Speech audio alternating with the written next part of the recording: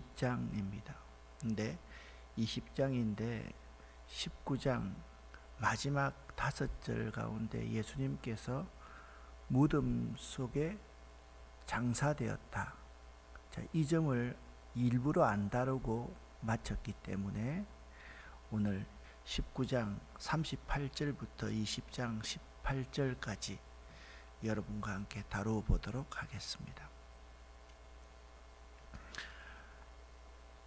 부당하고 불의한 재판 과정을 거쳐서 그리스도는 십자가에 달리게 됩니다. 그 시대의 모든 사람들의 생사 여탈권은 사실 로마 정부에 있었습니다. 그런데 예수님께서는 유대인들 가운데 지도자인 대제사장에 의해서 끌려가게 됩니다. 안나스와 가야바, 가야바의 장인이 안나스이지요. 그 두 대제사장에게 신문을 받습니다. 참 개인의 인권이라는 것은 전혀 없는 그러한 신문이었습니다. 그리고 본디오 빌라도에게 넘겨집니다. 빌라도는 군중들을 기쁘게 하기 위해서 예수를 십자가에 못 박도록 군중들에게 내어줍니다. 빌라도에 의해서 예수 그리스도는 십자가에 못 박히셨습니다. 이렇게 못 박히셨지요. 좌우편에는 2명의 강도가 있었습니다. 그 십자가에 달린 예수님의 제패에는 나사렛 예수 유대인의 왕이라 그렇게 쓰여졌는데, 그것은 스스로 왕이 된 자, 자칭 유대인의 왕이라는 그러한 조소 섞인 제패였지만 놀라운 사실이 있습니다. 이 제패에는 아람어와 라틴어와 그리스어로 쓰여졌습니다. 이것이 매우 중요한 의미입니다. 예수님께서 십자가 위에서 짊어지셨던 그러한 죄는 온 세상, 온 우주적인 죄를 짊어지셨다. 그러한 그분의 사랑과 그것을 통해 이루시는 구원이 모든 민족에게 차별 없이 이루어질 것임을 우리에게 보여주십니다. 그런데 십자가 달리시는 예수님 곁에는 남자 제자들, 그 시대에 사람으로 인정받았던 남자 제자들이 있었던 것이 아니라 요한과 여인들이 예수님 십자가 곁에 있었습니다. 여러분, 세상을 살아나가다 보면 가장 어려운 순간에 곁에 있는 사람이 나를 정말 사랑하는 사람인 거 잘 아시잖아요. 사람이 있잖아요. 어려움을 당하면 그 어려움 당하는 그 사람, 제가 일부러 까만 걸 칠해놨습니다. 그 사람 다 도망갑니다. 예수님께서는 십자가 위에서 내가 목마르다 그렇게 말씀하셨습니다. 내가 목마르다, 이것은 있잖아요, 굉장히 의미심장한 영적인 의미까지 다 가지고 있습니다. 그리고 다 이루었다 말씀하셨습니다. 예수님께서는 무덤에 이제 장사가 되십니다. 38절부터 42절 쉬운 성경으로 한번 읽어보겠습니다. 이 일이 일어난 후 아리마대 사람 요셉이 빌라도에게 예수님의 시신을 가져가겠다고 요청하였습니다. 요셉은 예수님의 제자였지만 유대인들이 두려워 그 사실을 감춰왔습니다. 빌라도가 허락하자 요셉이 와서 예수님의 시신을 가져갔습니다. 니고데모도 요셉과 함께 왔습니다. 니고데모는 일찍이 밤에 예수님을 찾아왔던 사람이었습니다. 그는 모략과 알로에를 섞어 만든 향료를 약 33kg 정도 가져왔습니다. 이 두 사람은 유대인들의 장례 풍습에 따라 예수님의 시신을 가져다가 향료와 함께 고운 배로 쌌습니다. 예수님께서 십자가에 그 동산에는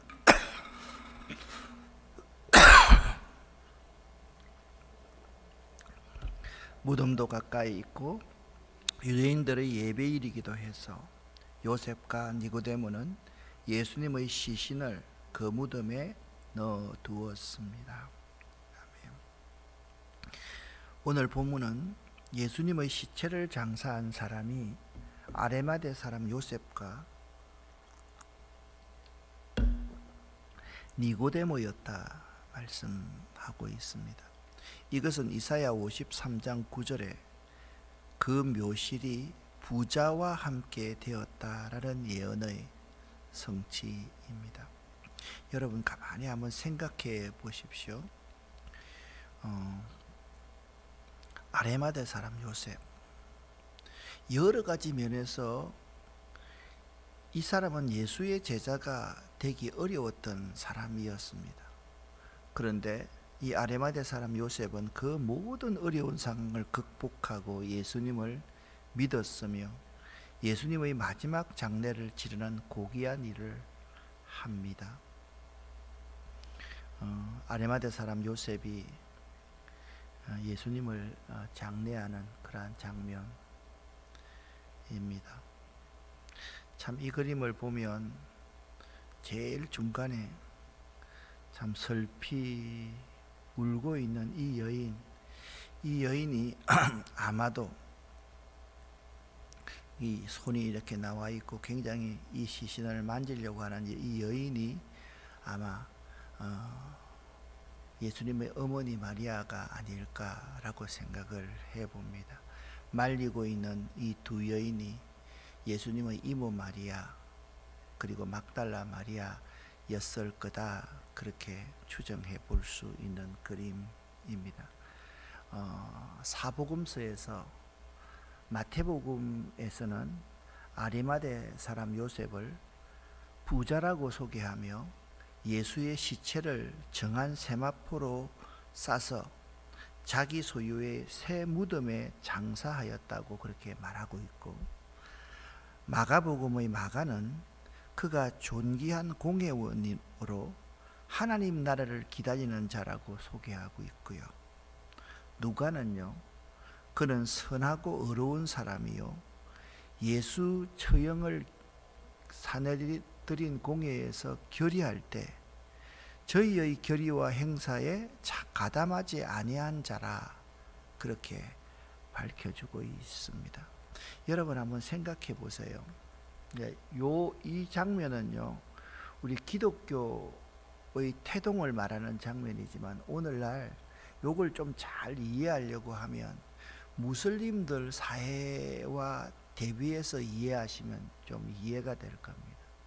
무슬림이 지배하고 있는 그 시대에 아레마대 사람 요셉, 그 나라의 국회의원 정도 되는 사람이, 그들이 원수라고 생각하는 사람을 그들이 죽였는데 와서 시신을 내달라 그렇게 말을 했다면 그 이후에 아레마대 사람 요셉이 얼마나 많은 핍박을 받았을 거라는 생각을 여러분 한번 상상해 볼 수 있지 않겠습니까? 그리고 니고데모라는 사람도 함께 왔습니다. 이 바리새파로 이도 사내들인 공회원이었습니다. 그 이름의 뜻이 승리한 백성, 백성의 정복자라는 뜻을 가지고 있는 사람이 니고데모였습니다. 그는 어느 날 밤에 예수를 찾아와서 영생에 대한 대화를 진지하게 나누고 돌아갔던 사람이었습니다.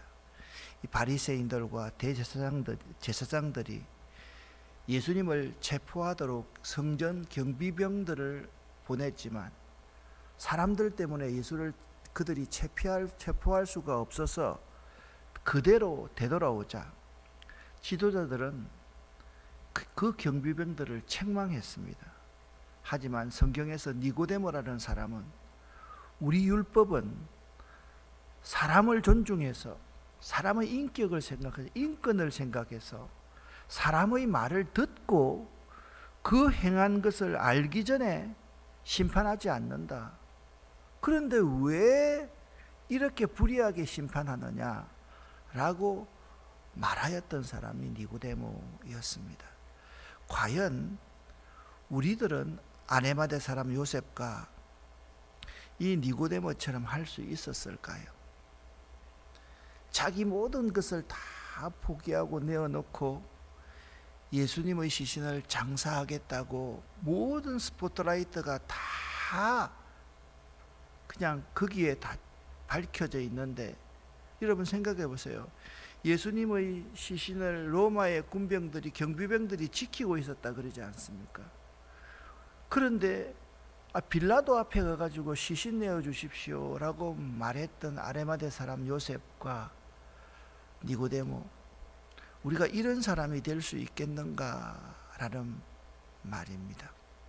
바로 이 비어있는 무덤에 막달라 마리아라는 여인이 제일 먼저 갑니다. 안식일 다음 날 이른 아침에 막달라 마리아가 무덤으로 갔습니다.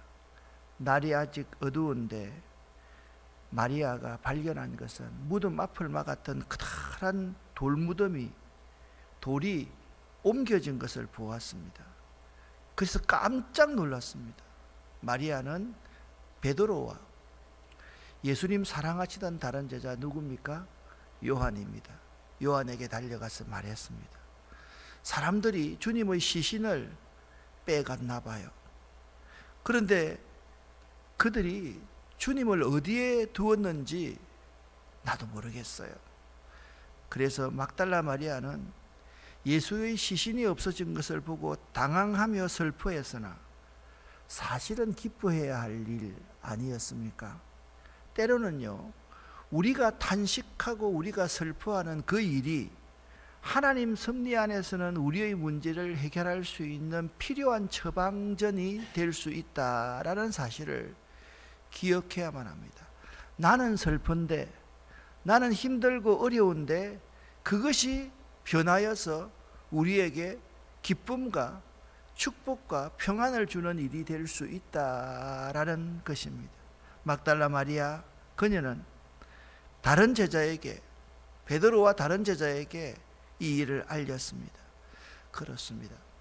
일어난 사실을 서로 고하는 것, 이것이 성도들의 사귐을 정진시키는 좋은 방법입니다.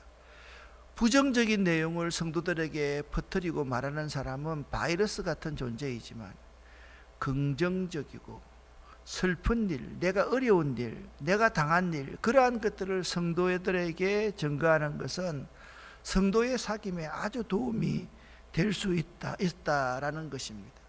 막달라 마리아의 말을 들었던 베드로와 그 다른 제자는 무덤 속을 향해서 뛰어가기 시작했습니다. 젊은 요한이 먼저 도착했겠죠. 그런데 요한은요, 5절에 보면 몸을 굽혀 고운 배가 거기 놓여 있는 것을 무덤 밖에서 보았지만 어떤 일인지 무덤 안으로는 들어가지 않았습니다. 그런데 뒤따라온 베드로는 무덤에 도착하자마자 바로 무덤 안으로 들어갑니다. 거기에 고운 배가 잘 격혀 있는 것을 보았습니다. 예수님이 머리를 감쌌던 천도 보았습니다.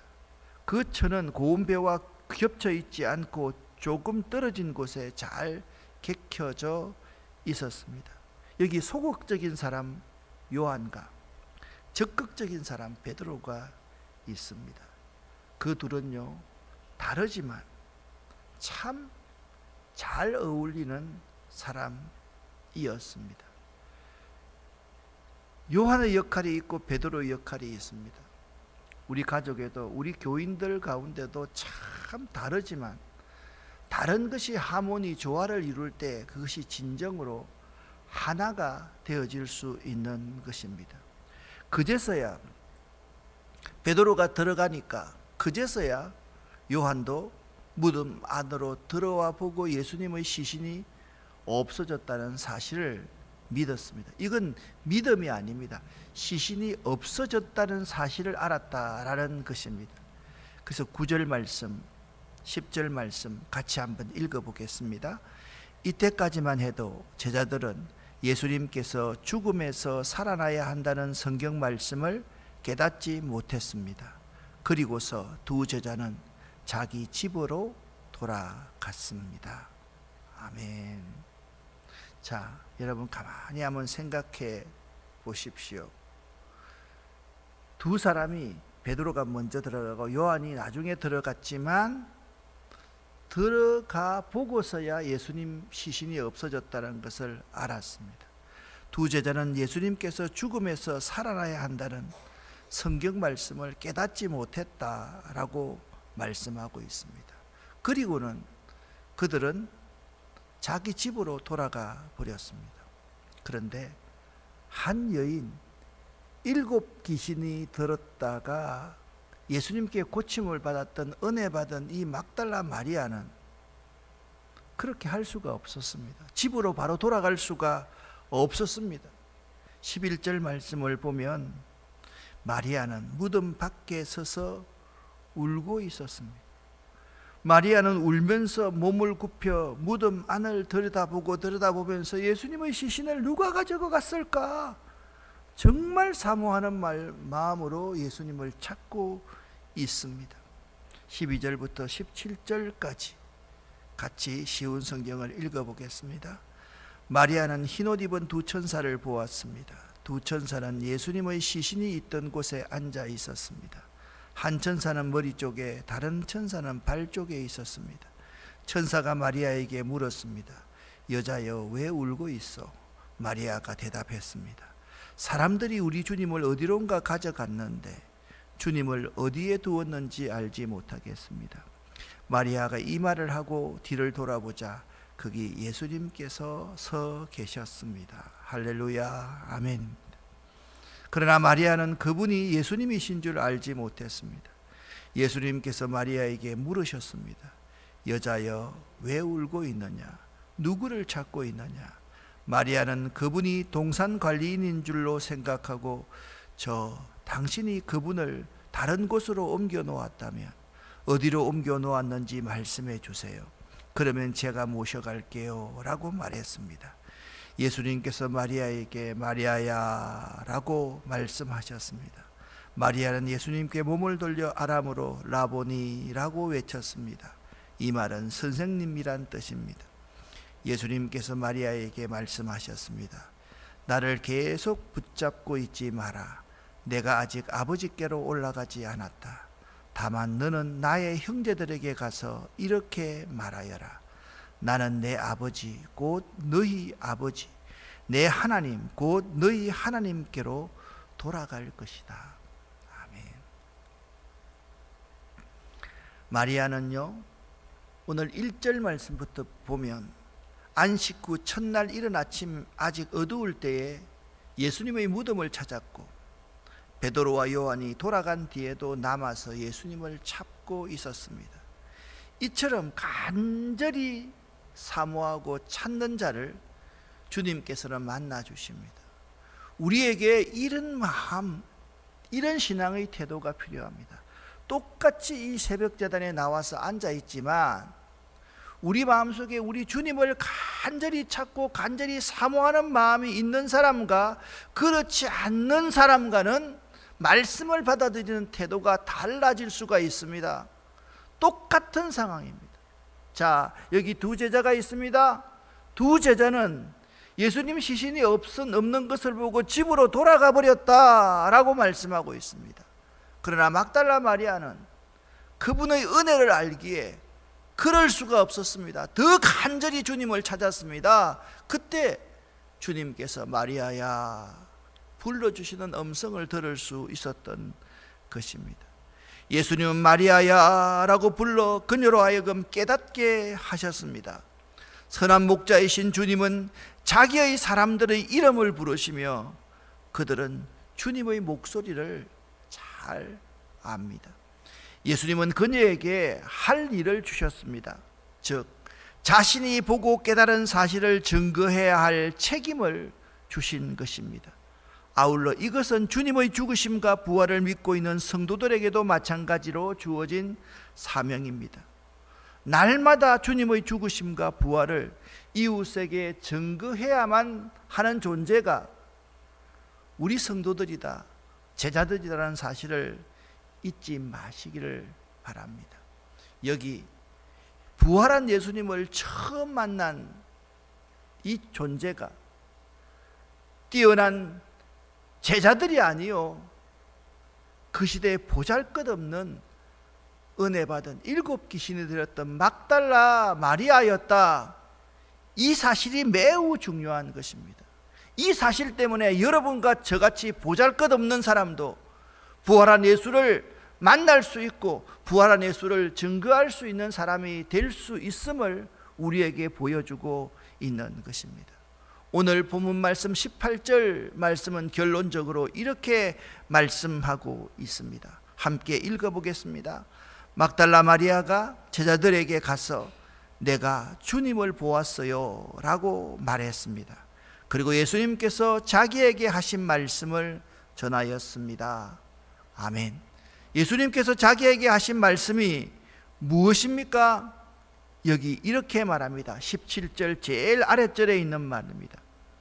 나는 내 아버지 곧 너희의 아버지, 내 하나님 곧 너희 하나님께로 돌아갈 것이다. 그 사실을 막달라 마리아가 이야기했던 것입니다. 막달라 마리아는요, 제자들에게 나는 부활하신 예수님을 보았다라고 말했습니다. 그리고 예수님께서 자기에게 하신 말씀을 전하였습니다. 여러분, 그 많던 제자들 어떤 사람이었습니까? 주님, 죽더라도 내가 주님 지키는 사람 되겠습니다. 주님, 내가 주님께 신뢰받는 돈깨를 맡은 사람이 아닙니까? 주님, 혹시나 제가 주님을 십자가에 못 박겠습니까? 그렇게 묻던 그 제자들은 다 어디로 가고, 오늘 본문 말씀에 세 인물이 나옵니다. 아레마대 사람 요셉, 니고데모, 그리고 막달라 마리아, 세 인물이 나오고 있습니다. 여러분과 제가 이 세 사람이 될 수 있기를 예수 이름으로 간절히 축원합니다. 여러분이 혹시나 재정적으로 넉넉하면 아레마대 사람 요셉과 니고데모 같이, 여러분이 많이 알면, 많이 배웠으면 아레마대 사람 요셉과 니고데모 같은 사람이 되십시오. 손해를 보더라도, 힘이 들더라도, 고난을 당하더라도 이런 사람이 될 수 있어야만 합니다. 이런 사람이 하나님의 교회에서는 필요한 것입니다. 그리고 여러분이 많이 못 배웠습니까? 병들었습니까? 힘듭니까? 그러면 막달라 마리아가 되십시오. 은혜를 입은 자, 간절히 사모하는 자를 우리 주님께서는 만나 주십니다. 오늘 새벽에 여러분과 제가 그 예수님의 음성을 들었으면 참 좋겠습니다. 전 목사, 누구 권사, 누구 장로님, 누구 집사님, 이 음성을 들으실 수 있는 여러분 될 수 있기를 예수 이름으로 간절히 축원합니다. 기도하겠습니다. 하나님 아버지여, 우리들이 아레마대 사람 요셉, 니고데모, 막달라 마리아와 같은 사람 되기를 원합니다. 간절히 사모하고 또한 예수님을 만나기로 소원하는 자들 될 수 있기를 원합니다. 하나님, 우리 가운데 역사하여 주시옵소서. 우리의 믿음 없음을 보지 마시고 성령 하나님, 이 시간 우리에게 강력히 임재하셔서 부활하신 주님 증거하고 남은 삶 보낼 수 있도록 도와주시옵소서. 오늘 우리들이 하고 있는 모든 일들 가운데 함께하여 주시고, 오늘 낮에 우리들이 모여서 선한 일을 할 때 하나님, 우리 아름다운 교회와 함께하여 주시옵소서. 예수 그리스도 이름으로 축복하옵고 간절히 기도 올립니다. 아멘.